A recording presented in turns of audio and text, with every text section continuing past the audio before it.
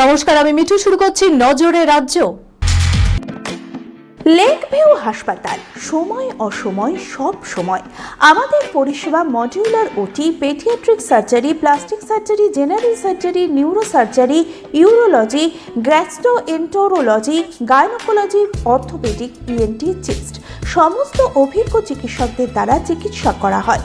সর্বোন্নত ICU, HDU, pathology, সমস্ত রকমের USG, CT scan, X ray, FNAC, biopsy, tapping.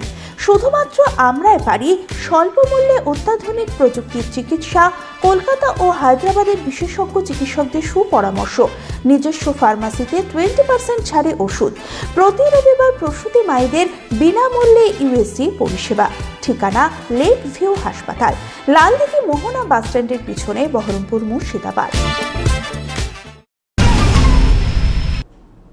বঙ্গ রাজনীতির হাওয়া উত্তপ্ত, ক্রমশই সেই পারদ চড়ছে। সামনেই বিধানসভা নির্বাচন, কর্মীদের চাঙ্গা করতে ও দলীয় প্রার্থীদের সমর্থনে শনিবার ফের রাজ্যে এসেছেন প্রধানমন্ত্রী নরেন্দ্র মোদী। রাজ্যের 3 জায়গায় সভা করেছেন তিনি। এদিকে মুখ্যমন্ত্রী মমতা বন্দ্যোপাধ্যায় রাজ্য জুড়ে প্রচার করছেন। এদিন তার 4টি সভাও রয়েছে।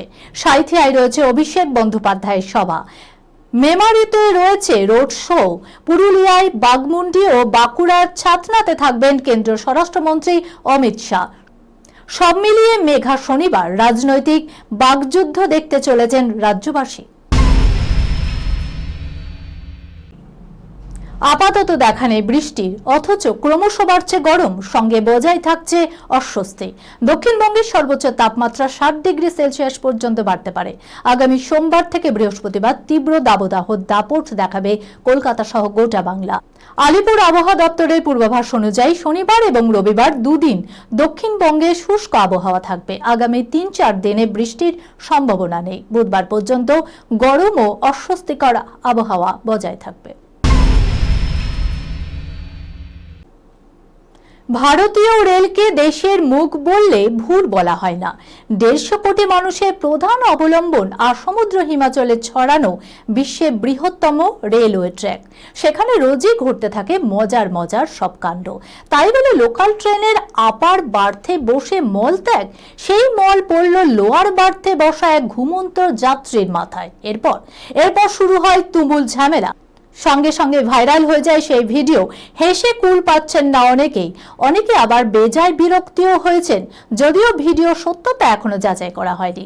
ভিডিওটি পোস্ট করা হয়েছে ঘর কা কলশ নামের এক্স হ্যান্ডেল থেকে।